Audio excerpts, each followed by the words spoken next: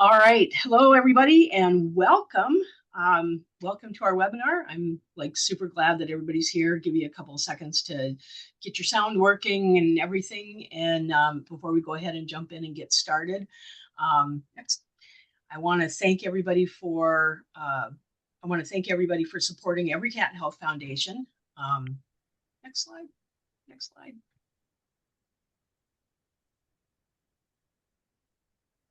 There we go. Yeah.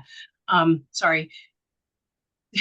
Thank you for attending. Thank you for supporting Every Cat Health Foundation. The QR code there goes to our donation page. If you want to make a donation, that would be great.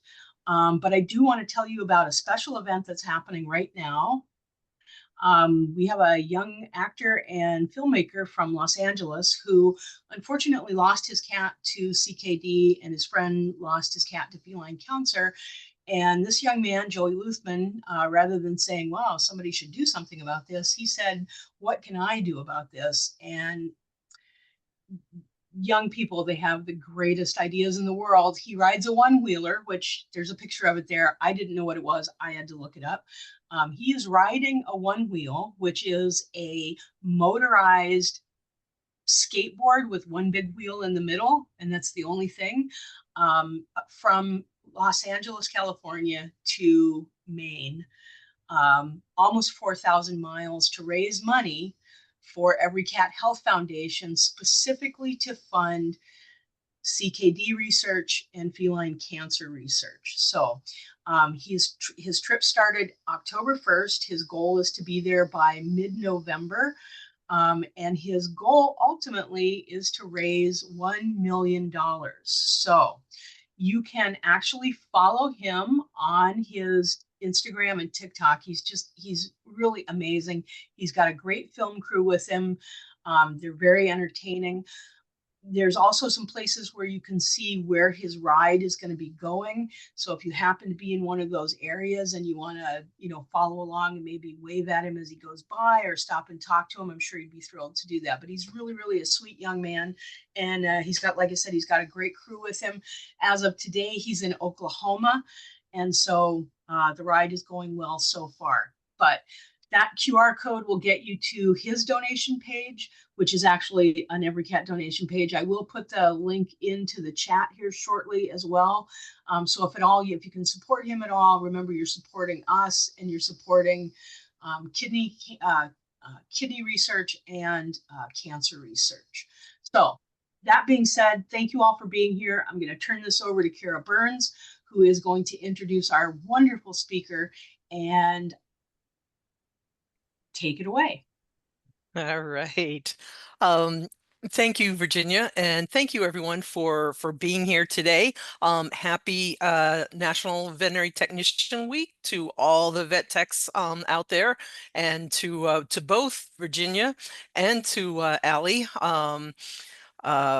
So I am Kara Burns. I'm the vice chair, otherwise known as president-elect of the Every Cat Health Foundation. And I'm thrilled to be not only a technician, but to be here supporting Allie and Virginia to talk about feline friendly handling. So let me tell you a little bit about Alison Gottlieb. She graduated from Towson State University with a bachelor's degree in animal behavior, and she earned her certification or veterinary technician specialty in emergency and critical care in 2000. She served on the board of AVECT as a member at large and on the application committee. She is the co-founder and owner of Four Paws Consulting LLC, an education-based veterinary consulting group firm. Couple. Yeah, so but it is an amazing. I've worked with Allie and Four Paws, and it is amazing consulting group. So over the years, Alison has published many articles, frequently on pain, as well as authored a chapter on pain in the ICU and the AHA pain guidelines. Awesome. Recently, she developed the feline handling certification course for Cattle Dog Publishing as well. And Currently, Allie is the Education and Development Coordinator at Hickory Veterinary Hospital in Plymouth Meeting, Pennsylvania. Her favorite topics or areas of interest are anything feline, osteoarthritis, analgesia, and low stress handling. She is the perfect person for feline-friendly handling for the cat caretaker. In the clinic, you can usually find her giving the patients catnip and treats, and she spends most of her free time outside with her pit bull and her cats. So a huge shout out to Zoetis for sponsoring today's presentation. So thank you to Zoetis, and thank you to Allie for being here, and take care, Allie. Thank you. Thank you, Kara. Happy Vet Tech Week to you too. And it's always good to work with Kara. We're going to talk about some feline friendly techniques and things for the cat caregiver, which is you. And I can't thank you enough for the opportunity for being here and your time. I really invest a lot of my time trying to educate people who love cats to be able to better care for them. And I can't think of a better outlet for that than Every Cat Foundation. So thank you for having me, and thank you for your time. And hopefully I don't talk too fast, because I have a lot to say. We're going to talk about why feline friendly is important and why it matters. What we need from you as the people who love cats and bring them into the clinic. And working as a team. We are all a team in veterinary healthcare. Whether we're bringing them in, whether we're the patient, we're a team. And if we work as a team, it definitely helps provide the best care possible, or care at all, for our feline patients. As we'll see, kind of the state of things is pretty disheartening, but getting better. So what is this real issue with feline care? And the truth of the matter is we're just not providing vet care to our cats. And I'm not going to lie, myself included. I did not bring my cats to the vet a lot because it was stressful and traumatic for not only them, but myself included. And I just couldn't do it. I put them in the car, they'd start yelling, and I would turn around and go home. And I know I'm not alone. There are a lot of reasons why cats don't see vets other than that. And there have been many studies that have shown what these are. The Catalyst Council is one group that really looks at the numbers and the statistics of where are all these cats? Why aren't they coming into the vet? And what we found is that 70% of cats did not see a veterinarian in the year 2024. That's crazy. That's a lot of cats. And only 30% of dogs were not seen in the vet clinic. So, you know, we have a long way to go with cats, and we'll talk about why that is. Only 16% of cats at the age of 7 to 10 saw a veterinarian. And that's really a crucial age where things start happening for cats, and they need that veterinary team. And everybody needs the veterinary team. A direct quote from the Catalyst Council found that many vets enter practice without adequate preparation to address the unique needs of feline patients. And that's something I think a lot about. I see a lot of. A lot of vets are really great with dogs and not so much with cats. And cats are kind of the ugly cousin of veterinary medicine. They're the second-class citizen. And they feel it, we feel it, and we really need to make a change. Otherwise, we're going to continue not to see cats in the clinic and be able to provide them the care that they really deserve and that we want to give them. Why it's so important that we do kind of get cats into clinics, and my own included, is that they're not getting treated for treatable disease. There are diseases that come along in cats as they age, as they get to that kind of critical age, that are, really can be debilitating and relatively easy to diagnose and treat. And I always just think of hyperthyroidism. It's pretty common in cats and it can make them feel pretty lousy. And just by giving them a pill, you can make them feel better. So things like this, dental care, providing dental care so your cat doesn't have oral pain, and getting someone to kind of really look in their mouth at least once a year, once they get to this kind of critical age. For me, it's also a missed opportunity to educate. And I'm honored to have that ability to be able to do it from home with my cats today. But we're missing that opportunity to really educate caregivers and people who love cats. We should be their source of information and their source for the best things to do for their pet that's backed by research, and maybe not the internet. So if they don't come in, we can't really provide them with that education.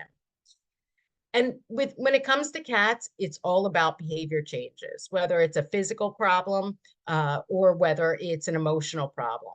It's all about behavior changes. So we really want to be able to talk about those behavior changes and recognize those behavior changes. And we're really missing all of those opportunities. And as you could tell from my bio, pain is always in my head. It's always something I consider, especially when it comes to cats, dogs too, but cats primarily, because dogs tend to talk about their own pain more than cats do. They hide it, and really it takes an entire team to be able to help recognize it. Feline friendly. If we provide feline friendly techniques and frame of mind and setup and, thinking about cats, we will really make things much better for cats and their people and the veterinary community. Everybody wins from this, because it's been this whole vicious cycle for years, is that cats don't want to come in and the caregivers have to force them to come in. And then when they come in, they're not happy. So they behave in a way that the veterinary team takes as difficult, and then they're handled more, and it's an even worse experience, and then it happens all over again, and it's just not working. If we do kind of keep an understanding of cats as a species in our mind, it will really help. They are not small dogs. They are not even small humans. They are an entirely different species, and we don't really think of them that way. And it really just thinking of them that way, at least in my world, helps me be able to better respect and to better handle a cat in the clinic. Really understanding their language as well. I hear a lot on the floor, oh, this cat came out of nowhere. He didn't warn me and he just flipped out. And what I find is that the cat was giving warnings, but people just weren't picking them up or weren't listening to them. So it really helps on all fronts, just having an understanding of the species themselves, which, believe it or not, is missing. It's a dog's world. And, they are the golden child. And then the cats are like, get the little crumbs left behind. Oh, we'll fit a cat in, but it's a dog clinic. And that's not fair. And it's, again, not working. It didn't work for mine either. Even a dog dressed up as a cat is still a dog. They are still the predator of cats. And cats don't really want to hang out with them if they don't have to. Very few medications even that we use for cats are labeled for cats. So what that means is that the label actually says, you can give this to a cat. It's been studied to be safe in cats, or there's a cat on it. Most of the medications we actually use for cats are labeled for dogs, and they're used off label, so they haven't been cleared for cats, but we use them. You'll notice a lot of the meds that you take home have dogs on the box and not cats. This is not okay, and that has to change. They lag in research. Luckily, every cat is helping with that lag. Often cats are just treated like small dogs, and their species is totally different. They're misunderstood by not only caregivers and the general public and the media, but even by veterinary professionals. And I see it every day. And I know it's hard to believe, but it is true. Veterinary professionals are better in general with dogs, and that gives cats the short end of the stick. But if you ask me, cats are better. They're smarter and they deserve better care. I also happen to think that they're easier patients and they're better patients, which I'm kind of in the minority, maybe not here, but in general, a lot of veterinary professionals would rather deal with a dog. And that's a palpable feeling. So cats as a species, they come from the desert, so they like warmer temperature. So if it's warm, they like it, just like, you know, your laptop or the heater or a nice heating pad. They are semi-domesticated, so they can return to the wild. I always think about this picture, which one of these would do better in the wild? And in general, it would be the cat, not with these two particular creatures. But in general, a cat would definitely do better out there than a dog. They are predator and prey, which is unique to cats as a species. So that's where that kind of fight flight comes in for them, and why they do tend to be, you know, people will call them more kind of flighty or jumpy or high strung. That's because they're prey out in the wild, and they still have this in them. They're also solitary hunters, which means territory to a cat is everything. It is all about territory for a cat. And when I start thinking about vet visits, territory is thrown right out the window. So another thing to really think about, and we'll talk more about territory because it is really important to them. The other thing that's really important to cats is routine. I mean, we all know this, right? When you're late for dinner, you hear about it. They like routine in their day, and veterinary visits can really mess that up as well. Cats like to have a sense of control. And again, not in the veterinary hospital. And that's where we have to get creative, because we can give them more of a sense of control than they usually have. Safety, which again, stripped. Choice is often stripped as well. And, you know, you think about these things that are routine to them, and then you think about what happens to them at the vet visit, and it leads us all to not seek vet care for our cats. The senses of cats are more sensitive as well. They really rely heavily on sight because they are predator and prey. So their sight has to be really well honed. And again, keep in mind that one of their predators are dogs, and the vet visit provides their predator in close distance. Their sounds are really quite highly developed predator prey. This is how they stay alive out there and do such a really good job at it. They prefer quiet. They're very sensitive to loud sounds. If you ever have that one loud friend that comes over and your cat always goes into the closet, you'll notice that they do prefer quieter sounds. One of the sounds that we all make, I don't do it, I was going to say myself included, but this one I've got, because it's all a work in progress, is the shushing sound. When we shush cats or kind of try to ease them by making a sound, it can sound like a hiss to them. So we want to try not to make that sound if we can. And smells. Cats are really sensitive to smells. We know this. They even have that Fleming organ but behind their teeth where they kind of, I call it poop face, when they smell something and then they kind of have that open mouth when they lift their head, because they're usually smelling something intense, like maybe poop. So they really are taking in smells on a whole different level. And then again, think about the smells in the vet clinic. Their prey they can smell. We talk about pheromones. By using pheromones, good pheromones like feel away, which is a really nice pheromone. The smell reminds them of their mother and makes them feel better. Whatever kind of smell you like, you can compare it to.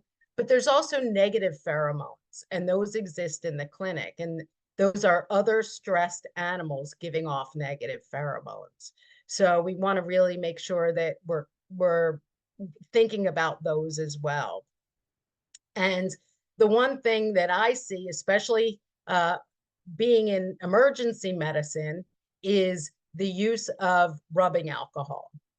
Cats do not like rubbing alcohol. They actually kind of hate it.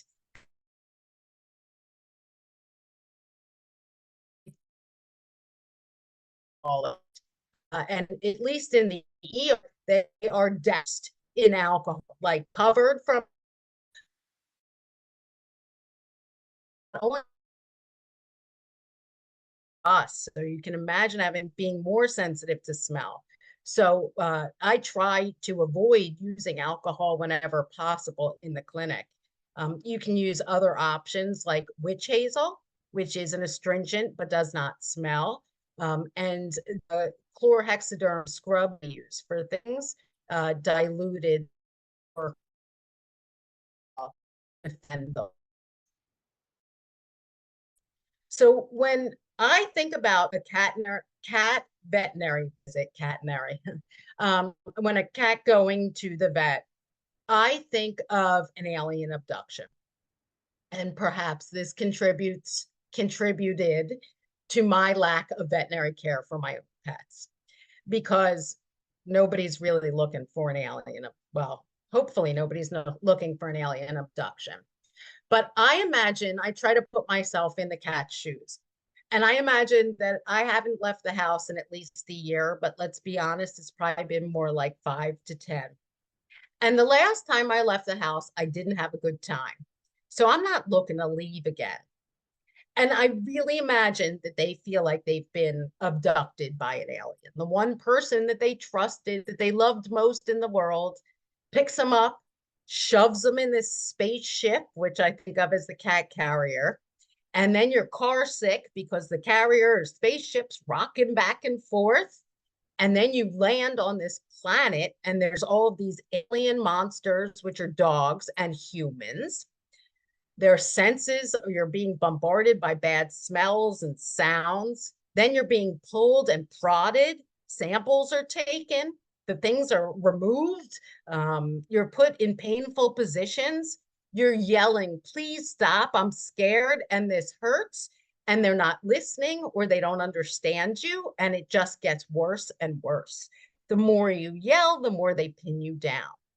And then after all of that, if you're lucky, you get to go back in this spaceship, get car sick again, and go home.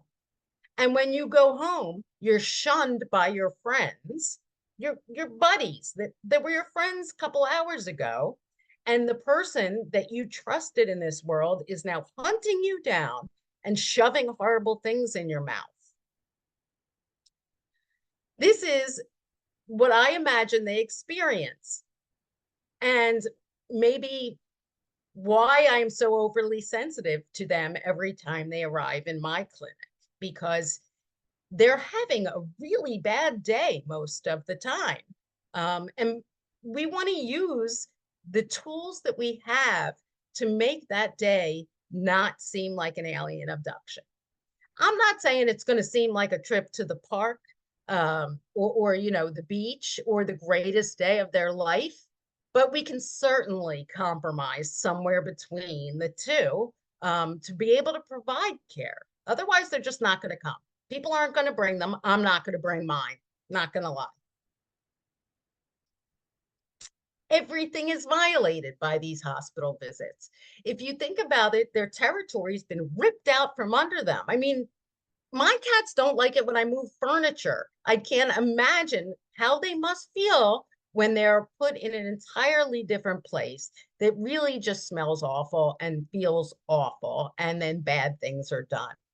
Their sense of control and safety is ripped away from them. Their territory then becomes their only territory that they cling to is their human and their carrier. So keep this in mind. We don't want to separate them from those two things if at all possible, because this is what is important to them in the clinic. Empathy is everything, just knowing them as a species and having an understanding of them as a species. And this is not every cat. Some cats, listen, some cats love to go to the vet and prance around. They're very few and far between. The cats that live at the vet don't even like the vet or things happening to them. So we really, you know, we want to think about us having a really bad day and a lot of anxiety. And that's how they feel. And that's why we're not seeing them. The old ways of doing things just doesn't work. It drove me and my cats out. And I know I'm not alone in that fight or plight. What is that it's a dog's world and cats were just allowed in. We'll just treat them like small dogs. We'll handle them like small dogs. We'll give them small dog medicine. We'll think about them like small dogs. And I couldn't think of anything further from the truth. If anything, I think personally cats are more like big dogs. But I'm also a pit bull person when I'm not a cat person. So I'm biased. But the getting it done at all costs is kind of an old mindset too of the veterinary profession, and also has to change. Things that we do are important. Things that we do may not be as important as we think they are. So what I mean by that is a vaccine is vital. It keeps everybody healthy. It's very important that every cat be vaccinated. But does it have to happen today? Because if today the cat is really upset already by the trip in, can it happen another time? Can we regroup? And these are things that we really need to think about as a veterinary profession, especially when we are dealing with cats in the clinic, is does it have to happen today? And if the answer is yes, then that's okay. And we need to start thinking about different ways of doing things, like using pharmacologic intervention or injectable medication. Because what we've seen is that we just stopped seeing cats altogether. And we all see this if you are in a cat clinic or in a clinic, not a cat clinic, a general clinic. We're unable to provide them with the basic preventative care, flea and tick. You know, they're coming in with fleas, or people are using inappropriate flea medication, which can cause other problems. So we're missing out on all of this. The education to really talk about quality of life issues, talk about pain, talk about anxiety. And what happened again was that these cats were handled in a way that was not what they wanted. It was not working with them. And then they behaved in a certain way, and then they got stigmatized by everybody. So we get these kind of caution cats coming in, which we'll talk more about, and everybody disappears. Nobody wants to handle them. And that's how they got to be caution cats. So we started this problem, and now we're making it worse by perpetuating it.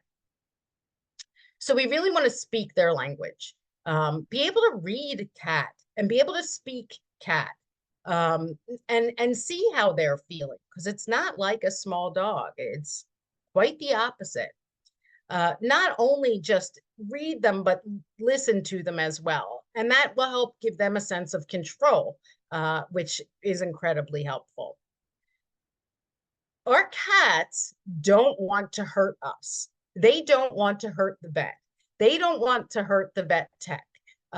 They want to go home.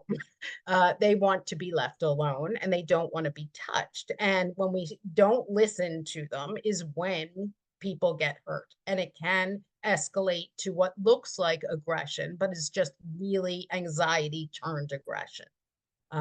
There are no monster cats. There are no bad cats.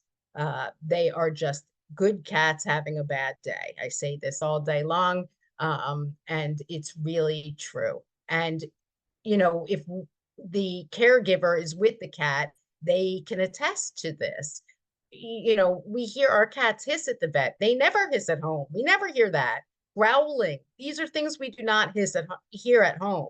So it's really the anxiety that has been induced that's causing these things. They are not bad cats. There is no such thing as a bad cat, if you ask me. So again, that out of nowhere, we're not reading, we're not listening to their language. Sometimes it's subtle, and we really have to pay attention and practice. I still practice reading cats constantly.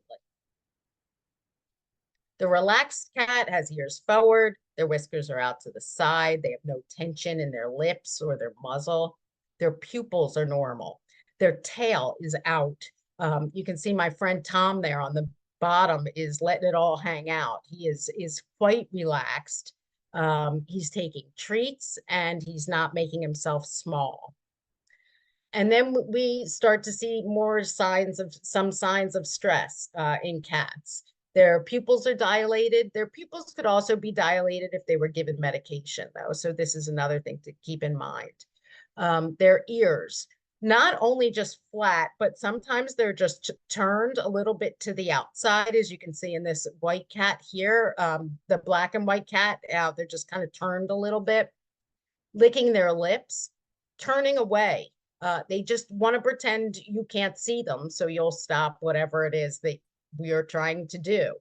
Not eating is a huge sign of stress in a cat. Tail tucked and crouched, hiding under a towel or in a bed can all be signs of stress seen in a cat in the clinic. More stress. So if the subtle signs were ignored and not listened to, then we're going to see some more kind of escalating signs of stress that can potentially lead to aggression. The flatter ears and the hissing, the growling, the swishing really kind of aggressively of the tail, uncontrolled urine and bowel movement. So cats that urinate or defecate in their carrier are incredibly stressed cats.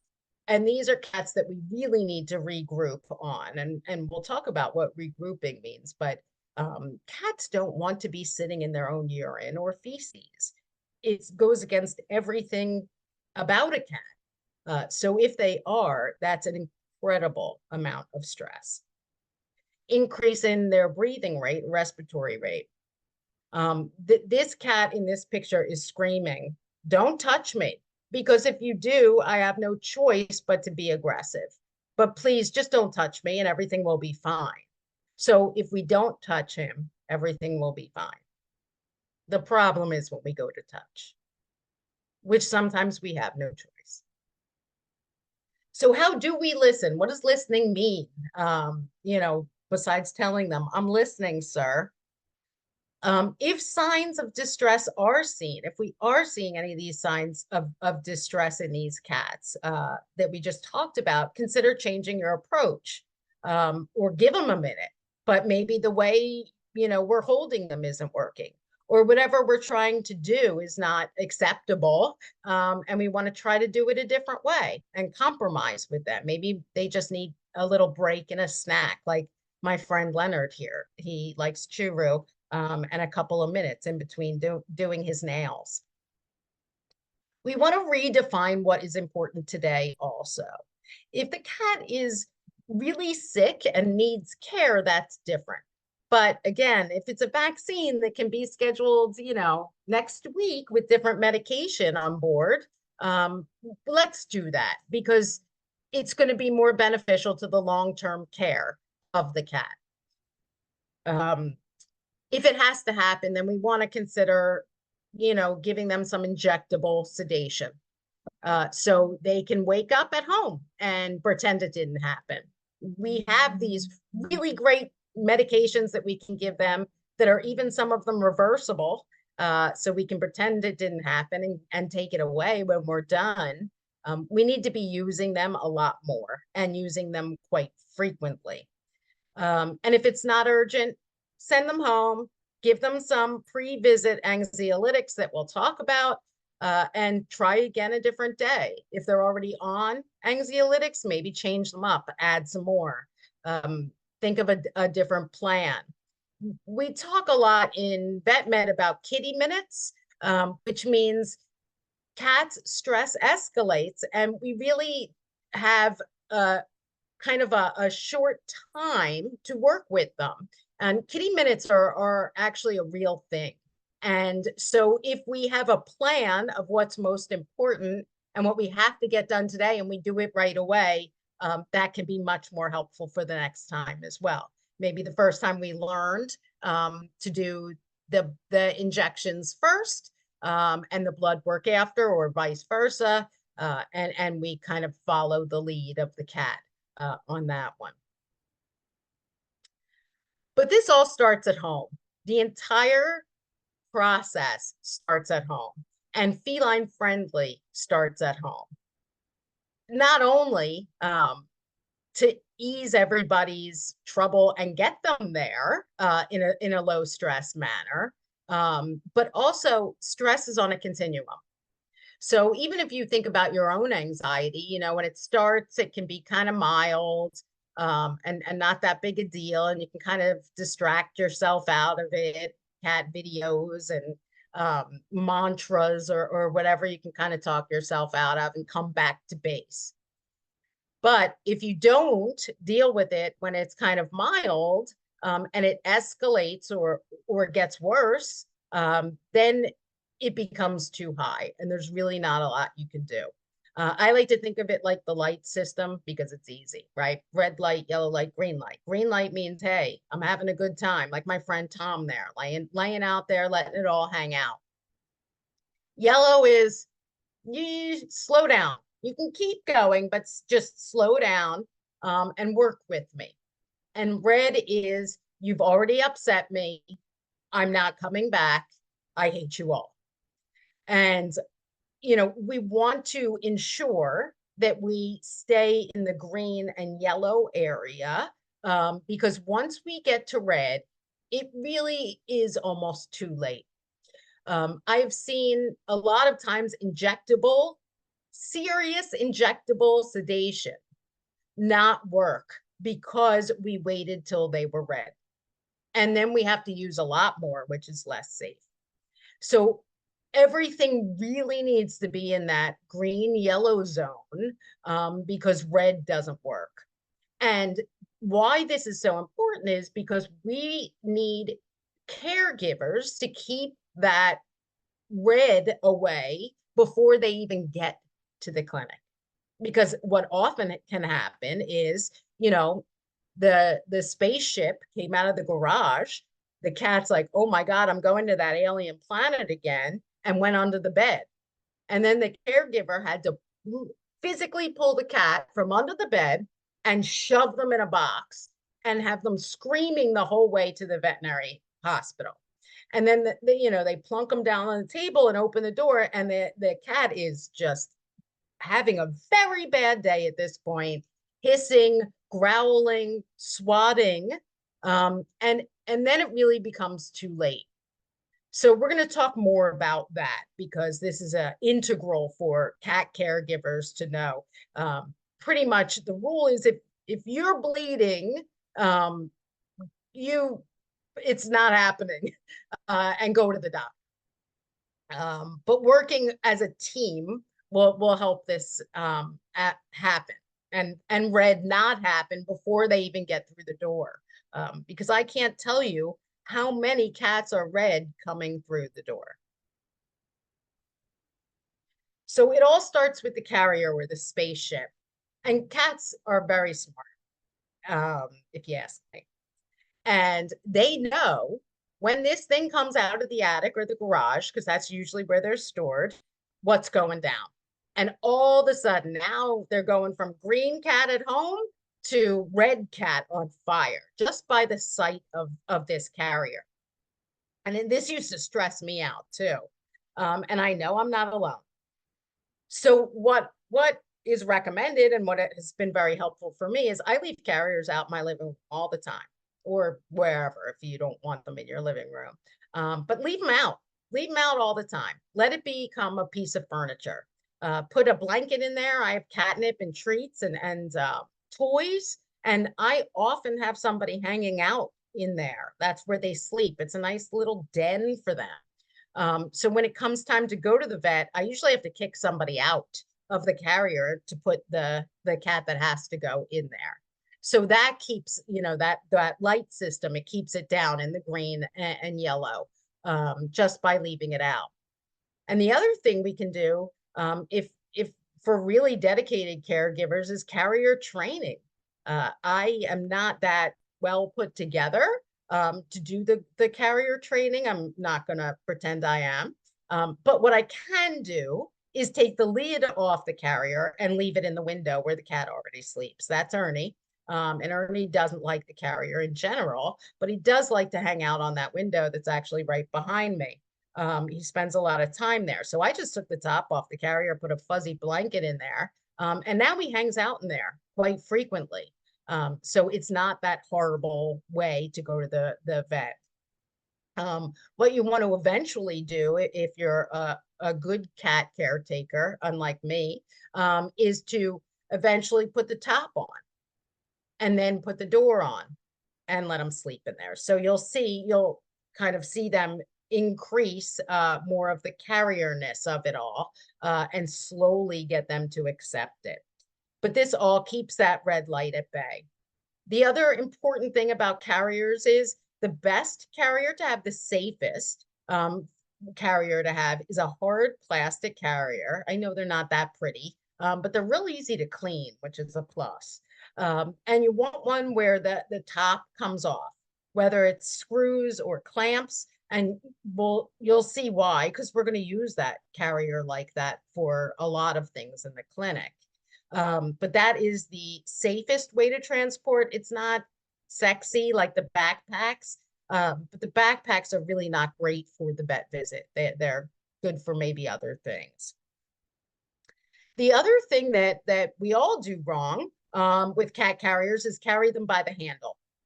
And I saw a video once of a really great vet in the UK that put a camera, like a recording camera, in the carrier and carried it with the handle. And boy, that thing swayed back and forth and made me car sick. I can't even imagine having actually been in that carrier when it was swaying back and forth. So don't carry them by the handle. We want to carry them from underneath. Actually removing the handle is what I've done with some of mine to remind me not to grab that handle and to really carry them from underneath. Also covering them with a towel. You can spray the towel with a pheromone spray like Peel Away if they like that catnip spray, or nothing. But just having that towel on top will help decrease some of the visual stimuli that they're seeing and are being bombarded with. If getting them in that carrier was traumatic, again, abort. If you're bleeding, the vet visit's not going to go well. So if they're not sick, if it's just for something, some kind of wellness, rescheduling it is absolutely okay. And the vet team will probably be okay with it because they're running behind anyway, honestly. So it'll give them a chance to catch up on their other appointments. We can regroup with a different plan. But once they're on red, it's not easy. And if it's something that doesn't need to be done that day, you're much better off readjusting. However, bringing them in something like a laundry basket is not a great alternative because it's not safe. And we certainly don't want to ruin the appointment by chasing them through the woods or them getting hit by a car before it happens. But really, for me, what has worked is a little carrier work and very little, and medication to help me get the cat in the carrier and get them to the clinic. Because I am really bad. They would get upset, and I don't want to upset my cat. None of us want to upset our cat. And even knowing that it's for their own good and that it's important, I still couldn't do it. So I know I'm not alone. What has changed things in my life and for my cats is pre-visit medication. Since we have discovered that appropriate, really nice anxiolytics to give to a cat before you bring them to the vet or at home if you're doing stuff to them even, has enabled me to be able to provide veterinary care for my cats, proper veterinary care for my cats. It has changed my life. It has changed their lives because now they're not screaming and upset and putting their paws up at the carrier, and I'm not bleeding and crying because they're crying. This has been the catalyst for everything, every change in my personal and professional life, because seeing the difference between a cat that was given medication before coming and a cat that was not, you can tell the difference. And even when they're not medicated and then come back medicated, it's mind-blowing to see the difference. And it's not the kind of drugs of the old days that would knock them out for 3 days. It's safe, it's effective. The hard part for cats is getting them in, right? But we really have two, we have more than two, but two that I primarily work with, options that are safe, they're effective, they go really well with other medications. So like if your cat's already on Prozac, like my friend Floyd here, these medications go very well with Prozac and other medications that they might be on. And they also go very well with anesthesia. So if your cat is going to the clinic to have anesthesia, still give them the anxiolytics that they were prescribed and make sure you talk to them about that. It's very important to give them before. It makes the anesthesia work better, and it makes them wake up nicer. Plus, it helps with getting them there, because that's still going to be traumatic, even though they're getting anesthetized once they're there. And it really helps in anesthetizing them in things like getting their vitals before anesthesia, and maybe even placing an IV catheter. So gabapentin and pregabalin are the two that I swear by.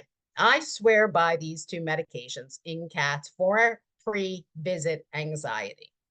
And one of them is even labeled for cats, which again is huge.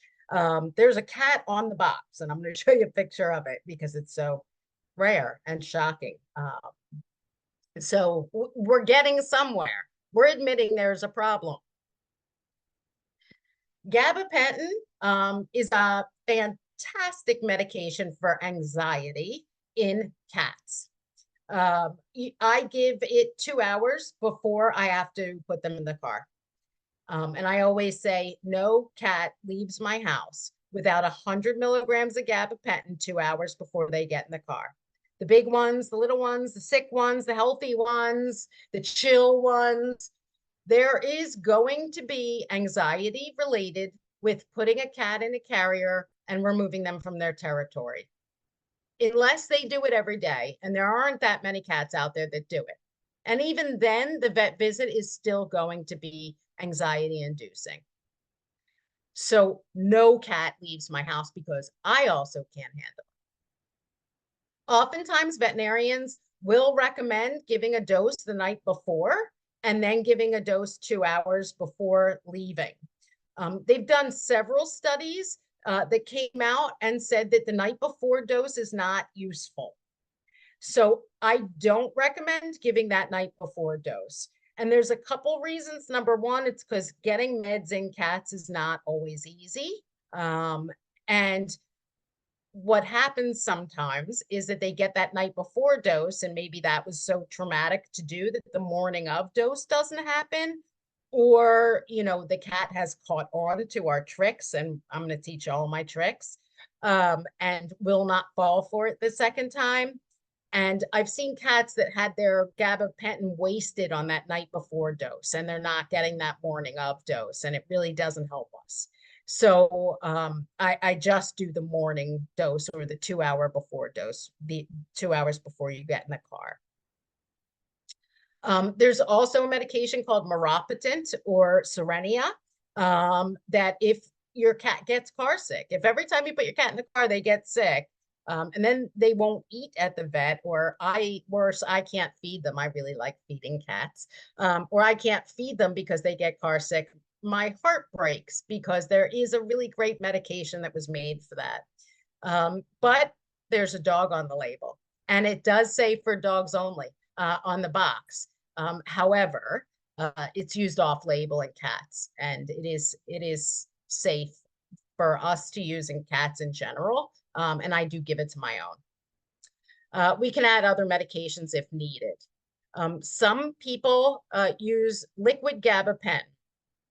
It lives in the refrigerator, and cats hate it.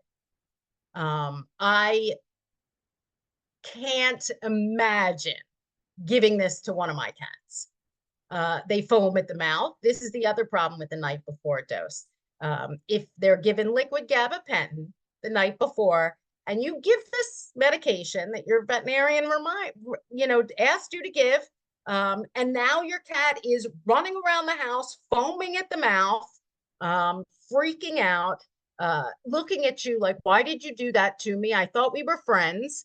I would never do that again the next morning. So I do not use liquid gabapentin. Some of it has been flavored, which is a little better than the unflavored. But I just feel like whenever I give a cat a liquid medication, they look at me like you've betrayed me, and I can't do it. I can't handle it. So I would never ask anyone else to do it, unless you work with me as a tech, and then you'll do it for me, because I can't do it. So there's a way I get medication into cats, and this is worth the price of admission.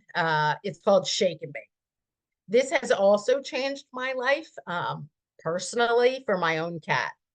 Shake and bake is a magical way of getting medication in cats that somebody taught me years ago.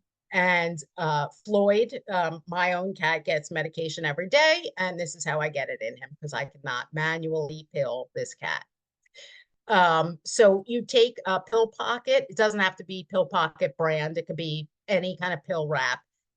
One of these kind of little sticky products that you stick a pill in. You can even potentially use a dog one if that's what you got.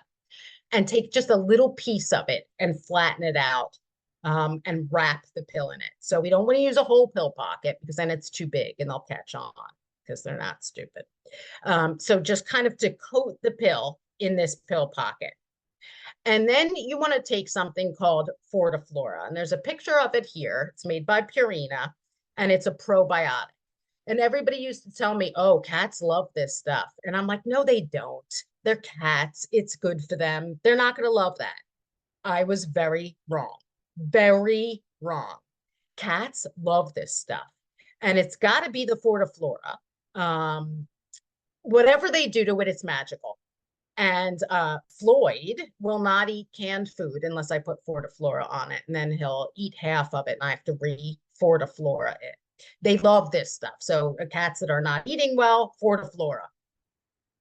The dog one works on cats too.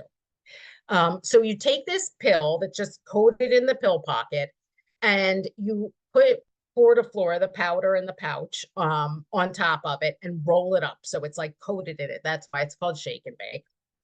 And then throw a couple pieces of kibble, whatever they like. Floyd's a party mix guy, so I throw a couple pieces of party mix on top, and Floyd will eat the pill with the party mix and has no idea he ate the pill.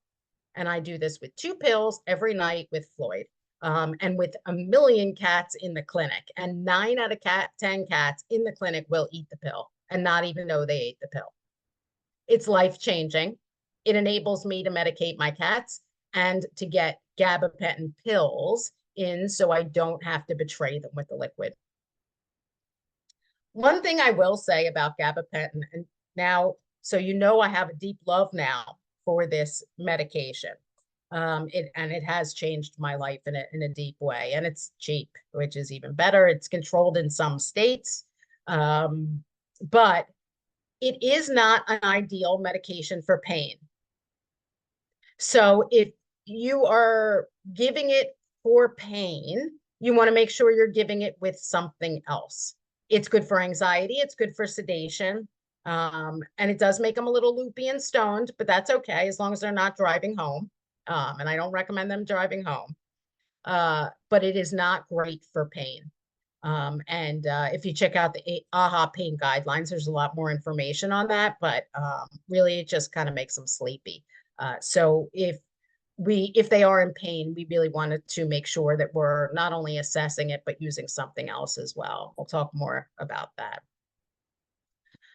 If shake and bake doesn't work, so if your cat is one of the 10% of cats that does not fall for it, and they're out there, there is a product that's called Boncat that's now available.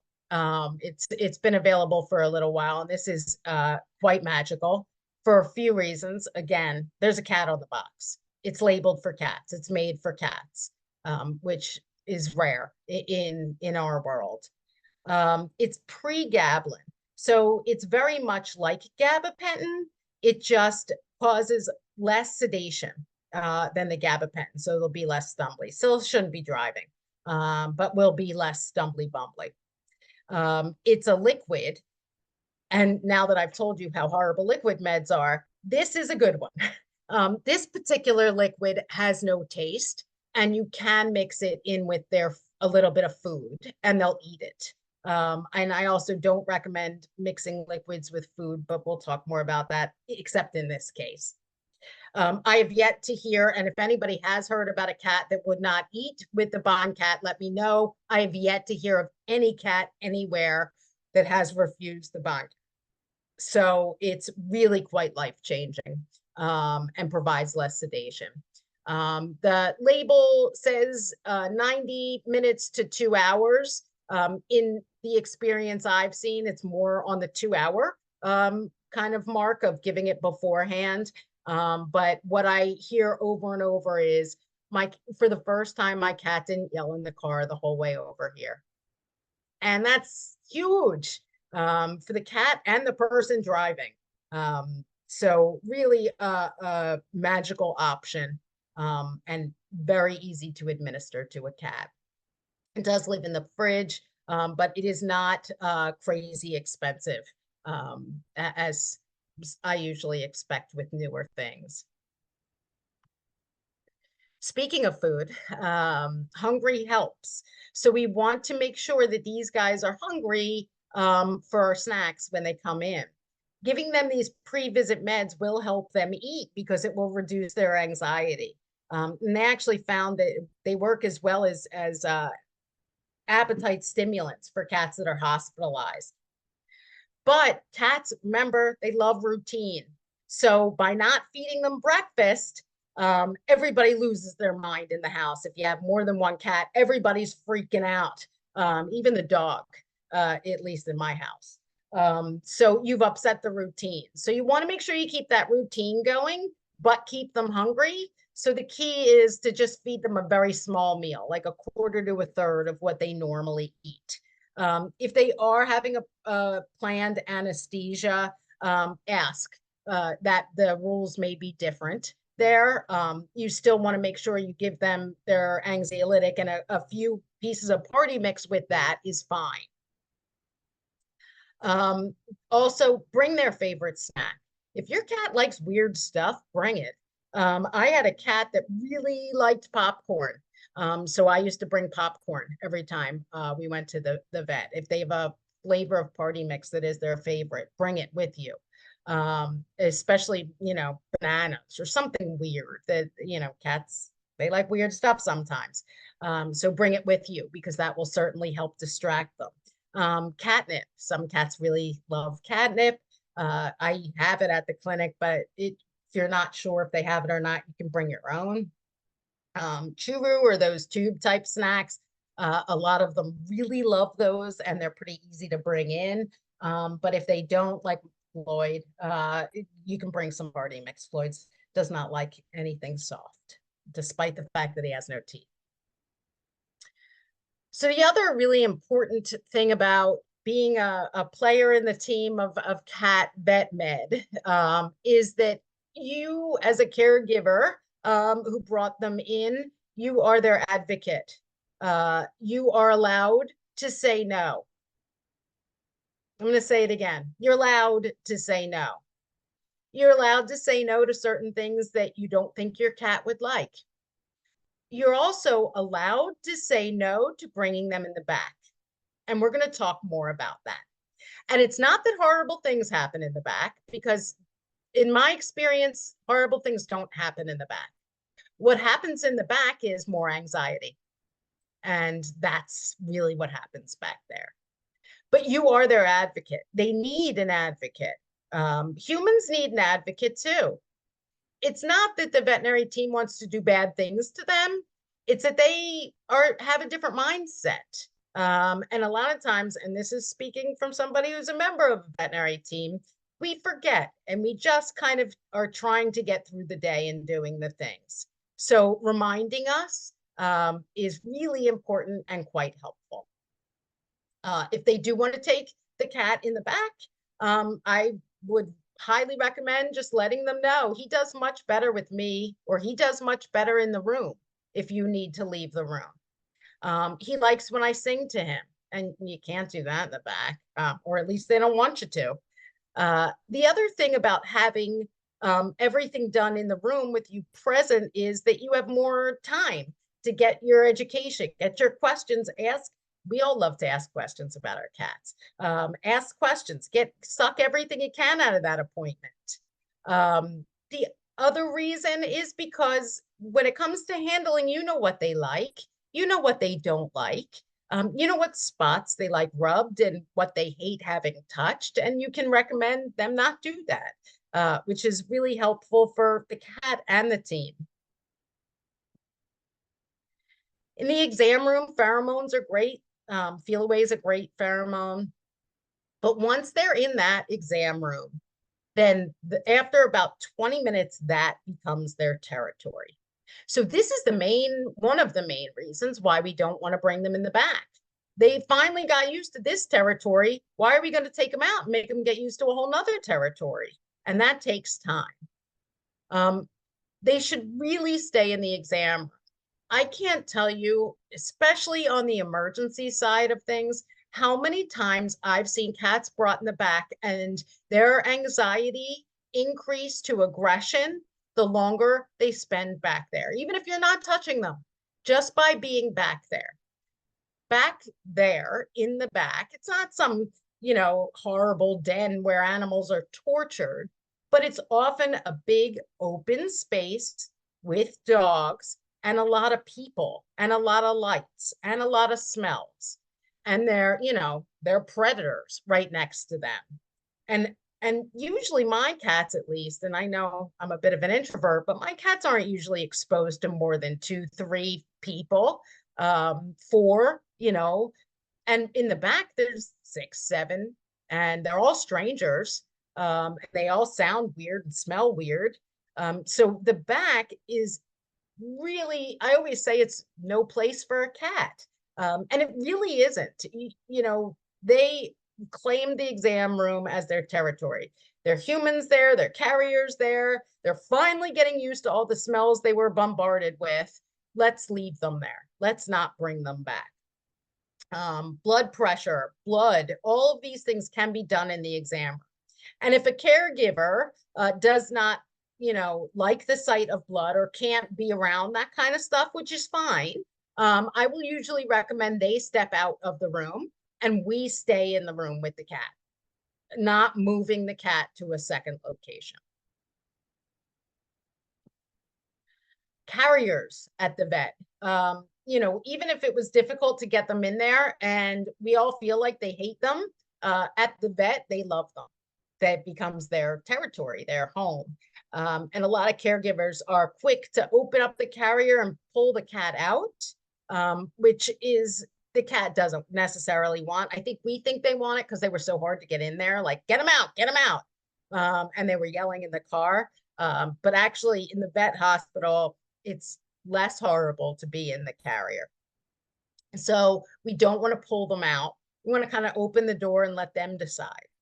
When we need to get a better look, we can take the top off. That's why those kind of carriers are so ideal for veterinary visits, because a lot of stuff can be done, but just by leaving the cat in the bottom of the carrier. The whole physical exam can be done from the bottom of the carrier. Sometimes they need to be removed for blood draws. But I'm going to show you some videos of cats getting their blood pressure taken in their carriers. So injections, when they're coming in for regular injections, can be done in the carrier. So removing them is not even necessary a lot of time. For weights, this is another area where we've kind of forgotten about the origin of the cat. And what the cat might like and what the cat might want. And it's just something we do, and we do it right off the bat. So it's like, you know, as soon as we meet them, we're upsetting them. And it's not necessarily vital that it always happens at that time if the cat doesn't want it to happen. It can happen later. It can happen at home. You know, a lot of cats don't like to be picked up in their own home by their own person. So imagine they're on this horrible alien planet and a stranger or a monster is now picking them up and putting them on this weird slippery surface. That's going to upset a cat. So if they do have to be weighed, we want to make sure that the scale has some either mat on it or something non-slip, so they can kind of feel their grip. And we want to have the caregiver pick up the cat and put the cat on the scale if it's needed. We don't want to be the stranger to do it. Some cats will even weigh themselves. So the orange cat up top he was obsessed with catnip. I have this theory that most orange cats really like catnip. So I tend to whip it out, especially if they're orange. And this one did. So I put a trail of catnip on the scale and he weighed himself. I didn't have to pick him up at all. Other options for not having to pick up the cat and put them on the scary plastic scale is, you know, they're not that expensive. I think I have one at home. I think it was like $40, you know, online. So I weigh my cats regularly at home, so there isn't a need for it when we get there. They don't even need to be weighed. Some of the litter pans, the automatic litter pans, will track their weight as well.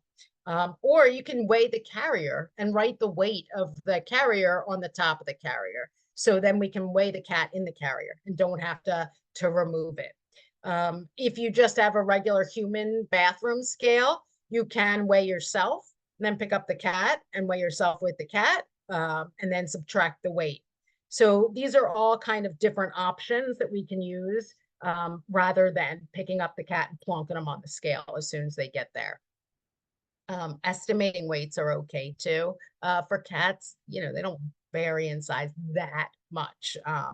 And you can kind of visualize a 5 to 10 to 15 pound cat. This is another area that really, it kills me. I feel like I was much more normal before my years of rectal temps on animals. They hate this. They hate rectal temps. They just don't like it. And it's the first thing we do. And it's often a piece of information we don't really take to heart anyway. So that makes it even worse. They hate it. We've even broken caregivers with these rectal temps. I can't tell you how many times a day I see the human in the room clench up when I pull out the the thermometer, they know what's about to happen and that their cat hates it. So, you know, again, thinking about, does it have to happen? Does it have to happen right now? If so, is there an option? Some of the microchips are temp scan microchips, so they actually have a temperature sensor in them, and you can scan them and get their temperature. I use ear thermometers a lot, and they work very well, and they're quick and easy, and they're accurate. There's also a company called Mila, makes a nice thermometer that was designed for axillary or armpit temperatures in cats. And I mean, this is a cat getting his temperature taken and eating at the same time, which I can't imagine would happen with many cats taking a rectal. So it's just kind of a nicer way of getting that temperature. Scruffing cats. This is another one of those old things that we used to do that is not okay anymore. And we do not do it. It is not feline friendly. It is not safe. And no cat has ever really said, please do that again. Primarily because they don't talk, but they don't like it. And I can tell you as an old technician, I scruffed many a cat in my day. I scruffed every cat I met. That's actually how I would get them out of the carrier. That's how I was taught to do it. That's what we were taught was safe. And then some really brilliant people did a little research and said, please don't do that. You're just making things worse. So whether it's at home or in the clinic, you do not want to ever scruff a cat. They don't like it. There's research that I can provide that backs up all of that. It does not remind them of their mothers. It really does not make them feel better. If you want to remind them of their mothers, toothbrushes work really well. If you kind of softly brush their face or their head, it reminds them of their mother's tongue. So if we're looking to remind them of their mother, use a toothbrush, not a scruffing. It's a bad habit, but it absolutely can be broken. I promise. I have not scruffed a cat in over 10 years, and I still have all 10 of my very dry fingers, but I still have them all. The last cat I actually scruffed was Floyd in my kitchen trying to get a pill in him, which is how I know I can't get medication in him. It didn't work after I scruffed him either. So he's since forgiven me, and it was the last cat I scruffed. There's also a scruff-free pledge you can sign online on one of the resources I'll give you at the end. But it shouldn't be happening anymore. It's really old and antiquated and doesn't work. When we're greeting cats, you want to avoid direct eye contact. I try to approach them parallel, although I'm still working on that because I just like to look at them. Slow blink. I slow blink the cats. They seem to like it. Get on their level, and I'll usually kind of give them my finger, which seems like a rude poking thing, but they like it. And usually what they'll do once you give them your finger like that is they'll rub on it and they'll show you what they like. Do they like their cheek rubbed? And they'll kind of use your finger. They'll get a smell of it, and then they'll use it to rub on you. Move slowly and use a quiet voice. Remember, pray. Handling in general, you always want to be sure it's done in a caring manner. And cats should be given some sense of control. You know, I'm not saying that they should, be really happy to be there, that cats are going to be like, oh, here, take my blood. If they are, great. But we want to give them some sense of control, even if it's perceived. We don't want to take all of their control away from them. Feeding them, if they're willing to eat while things are happening, is ideal. It's certainly a great distraction, or catnip. Towels can certainly help. Warm towels are even better if possible, but they will provide a sense of security, warmth, and kind of a buffer for them to hide a lot of the time. Also, do certain areas hurt? And we're going to talk a little more about pain because I can't help myself. But cats, if their back end hurts, then we don't want to handle their back end. And if we do have to handle the back end, we want to give them some pain medication prior to that, but not GABA. Again, I can't help myself. I'm sorry. But speaking of pain, it's an area where caregivers are really important and technicians are really important. And I guess one of the ways I've stayed in the field so long is by focusing on pain and just making sure that the patients I was taking care of had as little pain as I could possibly provide. Identifying pain can be tricky in both dogs and cats, but particularly cats, because, you know, they want to make us work for it. But behavior is key. It's all about behavior. So important history, information, things that are being seen at home. We're not going to see a lot of these things in the clinic. We don't have that time, and they're not going to do them because they're cats. A lot of cats won't walk up and down the hallway or show us their reluctance to jump. Sometimes they won't even show pain when we touch things that may be painful because of adrenaline and anxiety. So we really need a good understanding of what's going on at home. Any behavior change in a cat needs to have pain on the list of problems. And I really can't overstate that for so many reasons.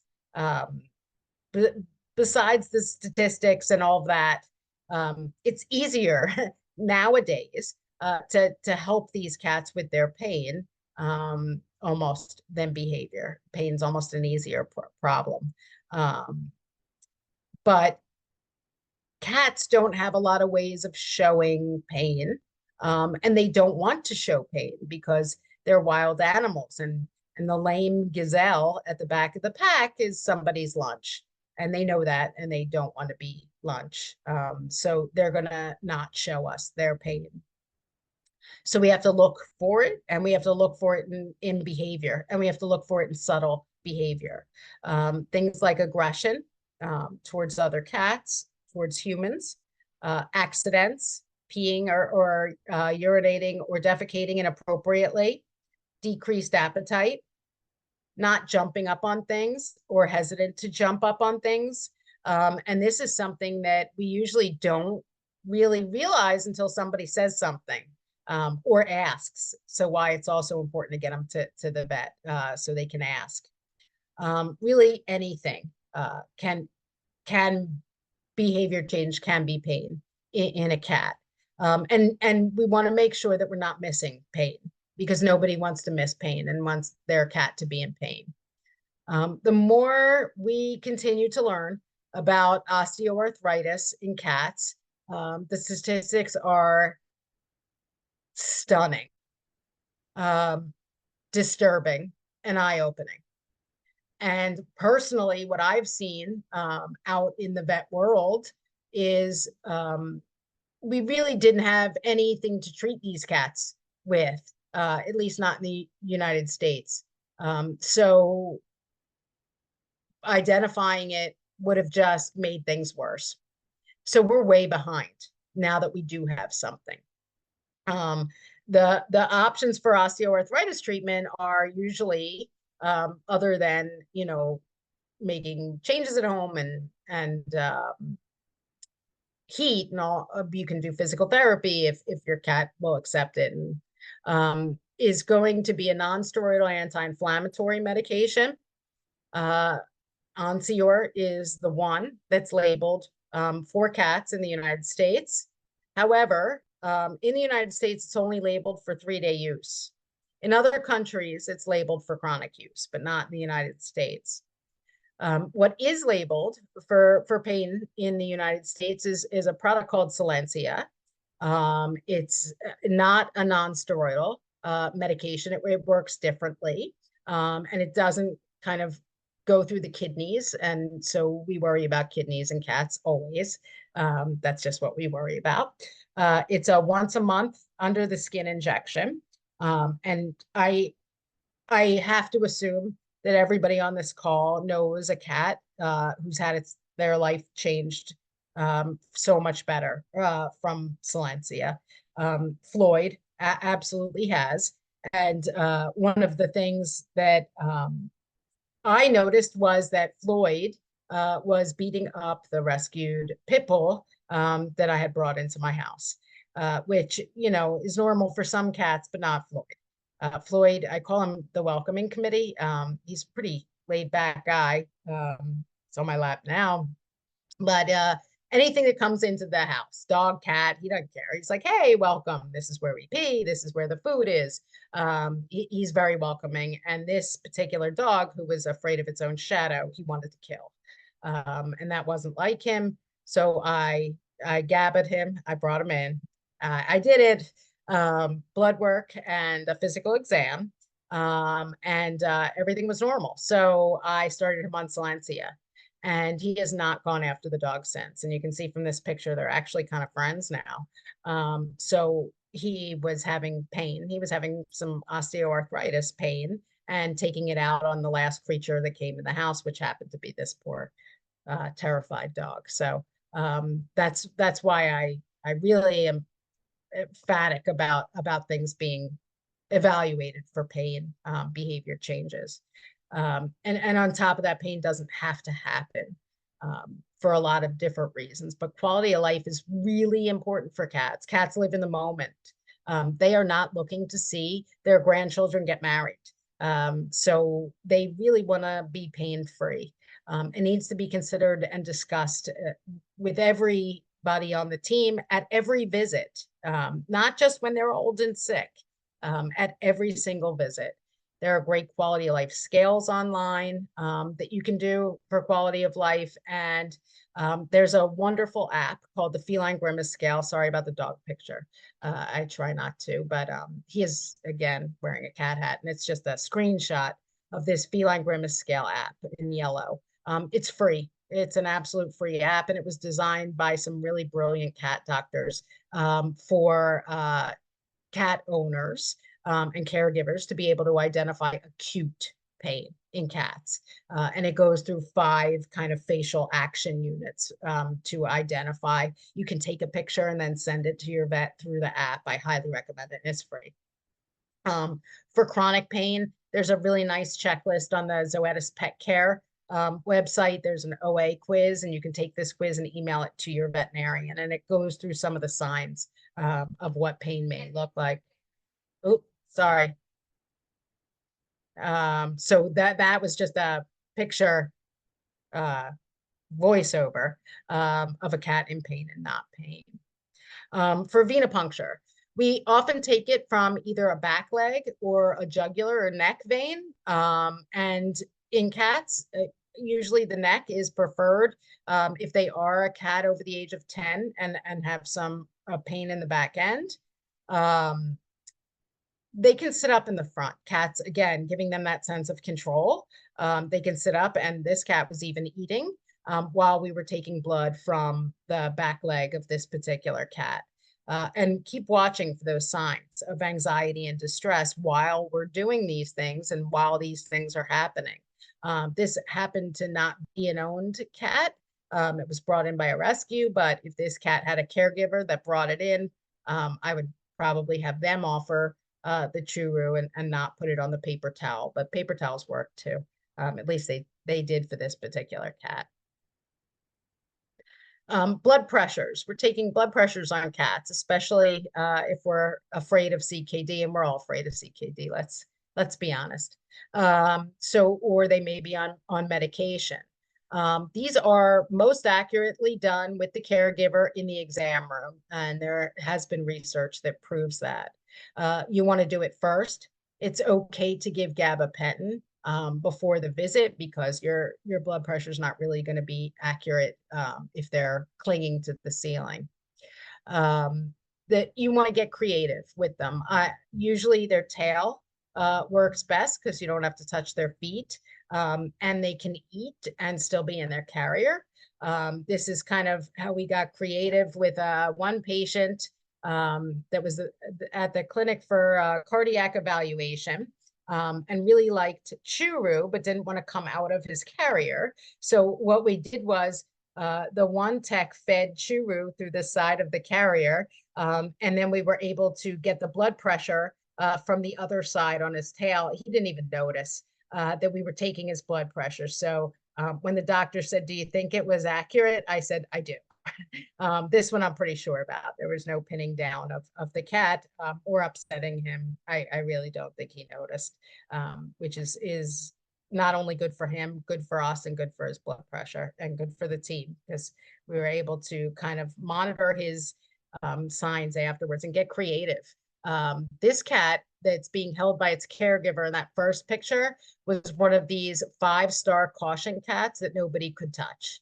But just by talking to the caregiver, she's like, "Oh, he really likes it when I hold him like this." So she did, and I was able to just get his tail, and he didn't really mind very much. I mean, listen, he wasn't thrilled, but he was not upset. He was very happy to be with this person. And another cat in the carrier, tail out, and having a snack. It's amazing what you can get done with a few Churu tubes. Language also has an important impact. All of us, veterinary community, caregivers, not the cats, they're off the hook on this one. But we use inappropriate labels a lot of time, and we think they're funny, and they're not. You know, the caution, the spicy, the fractious, sassy. We try to make it funny, difficult, spoiled, bad. These are not accurate, at least not for what we're seeing in the clinic. The real explanation is anxiety. It's anxiety that went unchecked and developed. That's the moral of the story. So they are anxious, they are painful, or pain that was not addressed as well. They're terrified. And again, it's not a bad cat. It's a good cat having a really bad day. Especially, again, they haven't left the house in 5 years. That's a bad day. And labeling them doesn't necessarily help, because when we label them, we want everybody to be safe, but we also want to make the cat feel more comfortable and safe as well. When, you know, we see signs like this, our handling methods change. As veterinary professionals, we go in hot. We overlook reading the language that the cat is saying, because we think we know what we're in for, based on these labels. And maybe we made these labels happen, probably, by overhandling Ernie, or handling him in a way that didn't give him any sense of control, and didn't give him medication, or send him back to come back another day, pushed him to red or past red, is how he earned his cautions and his stickers and his stars, or whatever system we're using. Perhaps, you know, we could describe it better as Ernie really just experiences fear and stress at the vet. And Ernie experiences less anxiety when his caretaker sings. And Ernie's caretaker is tone deaf, but it makes him feel a little better. And it really helps dictate how we are going to handle Ernie, and things we're going to provide for Ernie for his visit. And we never want to forget the catnip. I am a big believer in giving cats catnip. This is a 17-year-old female cat that came in on emergency, and unfortunately was brought to the back, and was real upset in the middle of the room on that table. But we happened to find what made her not so upset, and all had a better evening for it. Medicating. Again, this is an area where we all fail, myself included, but the vet team fails because some of the vet team doesn't know what it's like to medicate a cat, to be totally honest. And some of the vet team doesn't have time, and some of the vet team doesn't understand. So we need to make sure that we're all on the same page, the vet team and the caregiver, because what I can tell you is chasing the cat down 2-3 times a day, even daily, pinning it down, grabbing it by the neck and shoving a pill down its throat is not going to help the relationship between you and your cat. And it really messes up the bond. And who wants a cat that runs from them every time they come near them? That's not a cat having a good time. So shake and bake. I highly, highly recommend shake and bake. I use empty gel caps a lot too, especially for bitter meds. Some of the cardiac meds can be real bitter. Or if I'm giving like 3 different medications, they're cheap and you can get them online, empty gel caps. Believe it or not, cats prefer injections over oral medication most of the time. So if you feel comfortable giving an injection, they would actually prefer that. The other thing we really need to think about as a veterinary team, and as a caregiver, ask your veterinarian how important it is.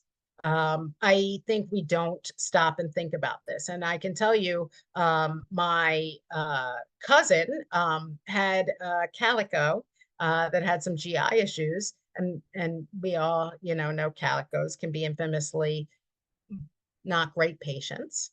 And the veterinarian was having the caregivers give famotidine or Pepcid twice a day.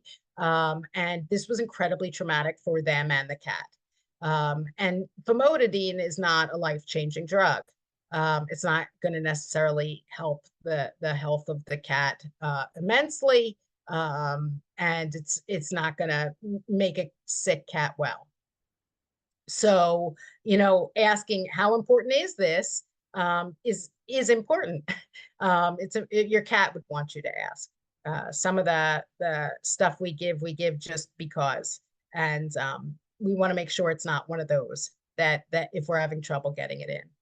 A lot of the online pharmacies will formulate medication into chews or little pills or different kinds of flavored things. You can absolutely try that. I don't often recommend mixing liquid medication in with food. What happens is the cats will taste it and then will get food aversion and they won't want to eat that food anymore. However, not true for Bond Cat, which has no taste. And another medication that we spoke of earlier called Onsior, which is a non-steroidal. That medication you can actually crush and sprinkle on a little bit of food. It tastes good. It's made with brewer's yeast, which they like, and is what's in Fortiflora too. So they will eat that on food. And I can tell you, because that's how I got it in Floyd. Transdermal medication we put on the ear, can be formulated. It's not great. They don't absorb it as well, but it's certainly an option if it's an important medication that can't be given another way. And then hiding it in something like butter or cream cheese is helpful. And if you do have the hand pill, this is one way to do it, where I kind of came in hot. I was looking at this video. That's Kevin, and he's an angel. You kind of can get them by the occipital bone right above their jaw and just pull their bottom jaw down and pop it in. But Kevin's an angel. If we work as a team, all of us together, the vet team, the vet community, the caregiver, and the cat, and they will be willing to work with us if we kind of just work with them, compromise. They will get the care they deserve. We will be able to educate about things like pain and anxiety and inter-cat conflict and all of the things that have peeing on the counter, all of the things that at least have happened in my house. And if we make it not traumatic, it'll happen. That's what I found again in my house. Working a little bit with carriers, not a lot, or a lot, even better. Some medication, just kind of changing the way we weigh cats. We can do it. We all can do it, because we love these cats, and we want to be able to provide for them. These are some really great resources that I've mentioned and that I highly recommend. They're nice, reliable resources that I provide for caregivers, and they've wonderful information for those times I don't have time to go over everything.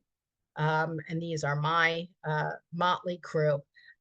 Thank you very much for attending. Thank you for your time. I went over and I knew I was going to, because that's what happens when I start talking about cats, but I'm going to turn it back over to Kara and open for your questions. Thank you. Wow, that was fantastic. Thank you so Sorry. much. And thank you for no. I wasn't sure if we needed to stop, and no one had left. So so we did not need to stop. That was incredible.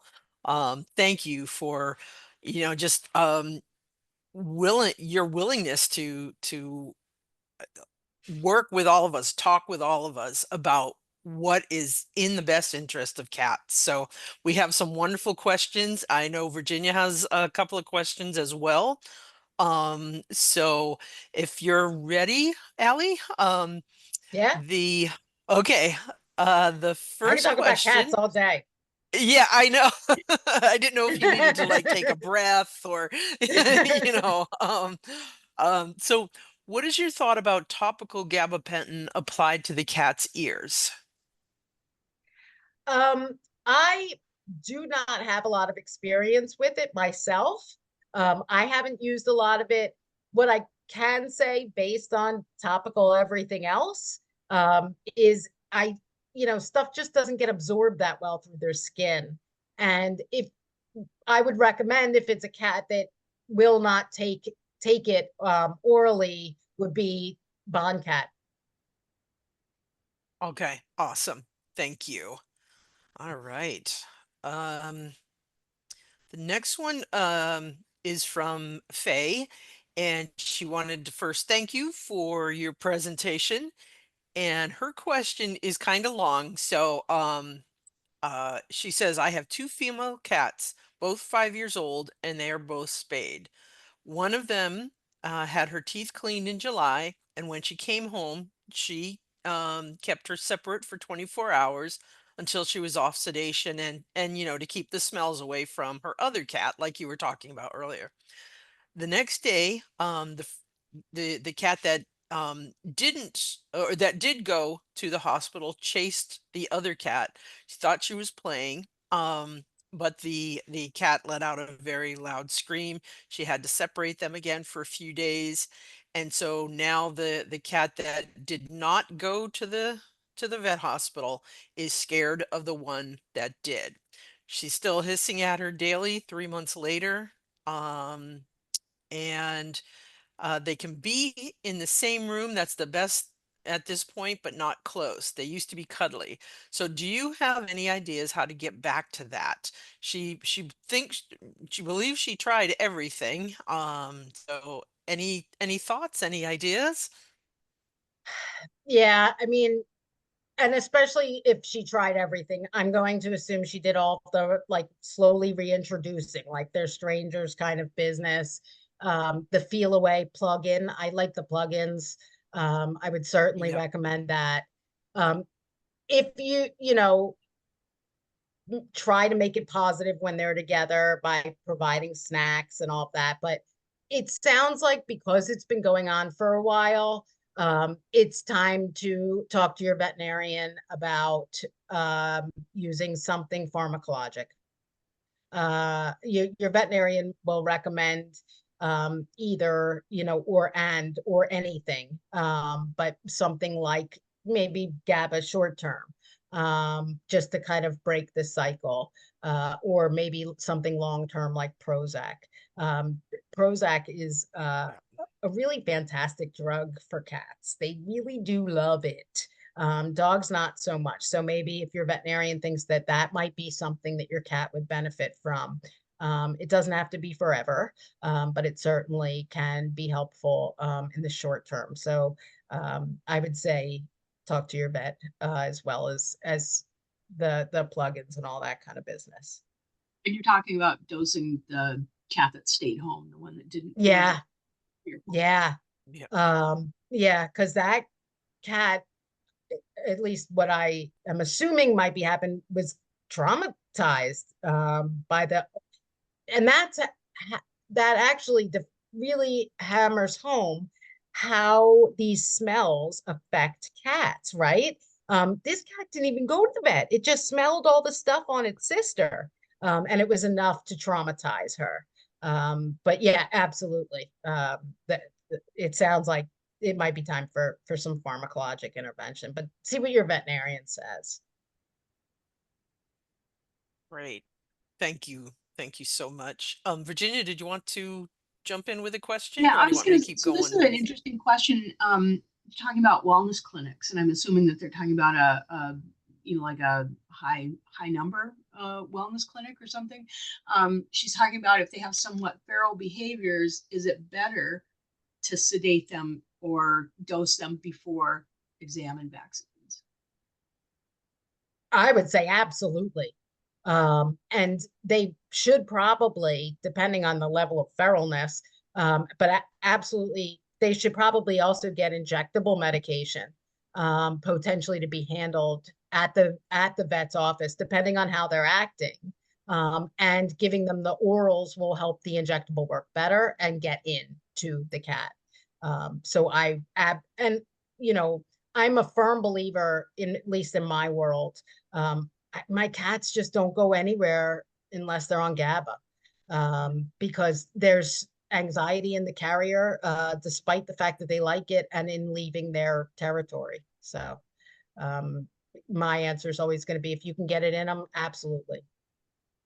So this And is it's not my question. I mean, are we falling down as the veterinary team? Are we falling down a little bit on the job when the client comes in with that new kitten and we're all loving on the new kitten, that we're not having these discussions with them now when the kitten is still trainable, that we maybe need to have these discussions in that first kitten visit?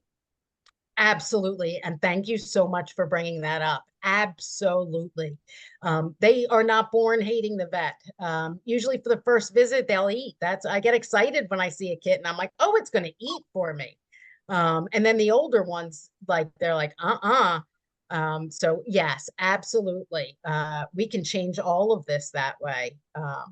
Great point. Thank you. Sure, cool. Uh, um, you mentioned the Bond cat, and we have a question about dosage. Do you feel comfortable with? Okay, just want to make sure.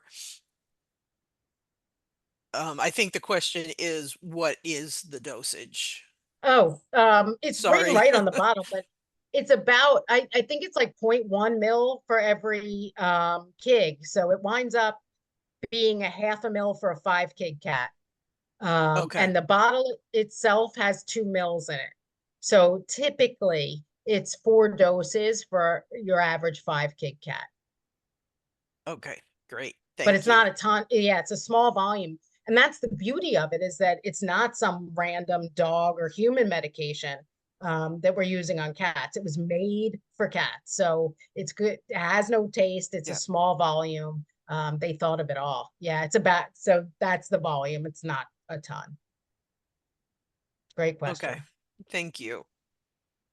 Have you experienced uh, or do you have experience with itchy skin and silencia?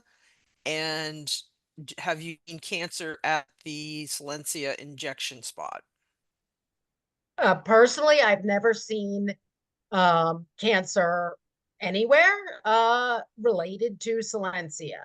I have seen a cat or two get a little itchy. And when the silencia was DC'd, that went away. Okay. Excellent. Thank you. Oh, good Um, question. it Yeah. Can you go, was go through shake and bake again? Shake and bake. Oh, and I can provide a handout too, because I have one that I give to all owners. But the key is not to use too much pill pocket. Just flatten out that pill pocket and just enough to cover the pill. And then roll it up in a ton of Fortiflora, throw in some Kip party mix. And then I shake it a little more, actually, to get some of the Fortiflora on the party mix, primarily because of Floyd. He's a Fortiflora junkie. And it's magical. It is absolutely magical. I've turned non-believers. Somebody gave this to me, this gift, after I did a talk like this. They're like, have you ever heard of shake and bake? And she started telling me about it. I wish I knew who she was, because this has changed my life. And I highly recommend it. Yes. If you'd be willing to share that handout, I'm happy to share it with the attendees. So Oh, I would love that. I would love that. Yeah, yeah, that would be great. And I give it to all cat owners. I've actually posted it on Blue Sky. It's just an amazing, life-changing and stuff there over the counter that many of us have tried and didn't work, but just this combination is magical. fantastic. Let's see. Good relationship with my local cat-only veterinarians. A good amount of our clients use this vet, and I do give updates and address concerns through my clients. Should I approach the veterinarian to close this loop regarding their cat's care in a more meaningful way? I'm not sure how to approach this with the veterinarians. That's a good conversation to have. They do recommend us and understand our peer-free approach, especially when it comes to medicating cats. So I'm assuming she's a cat caregiver, but she's wanting to know, how do we have this conversation with the vets without turning it into an adversarial, conversation? That is a really great point. And honestly, as a technician, I have the same problem. I'm not gonna lie. And what I do I think it's a little different than as a caregiver, as a tech, but I use a ton of self-deprecation. That really helps. Well, I'm an idiot. I don't know anything, but maybe, and that tends to help.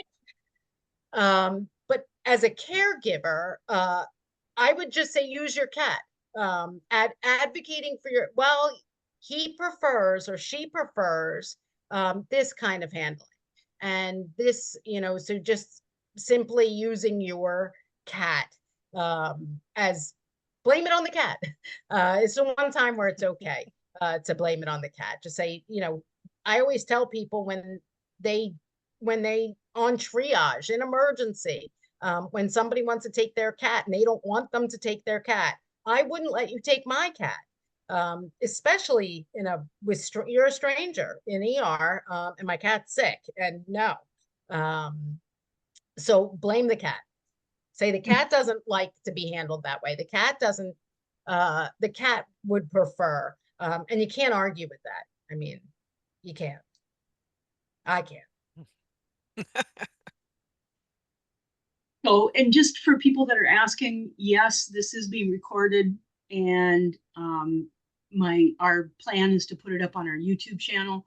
It may take a few days, so just be patient with us, but I will do a follow-up email with Alison's handout so that people can see that as well. So everybody that attended will get that. So, and anything else you want to share with them, Alison, we'd really appreciate that.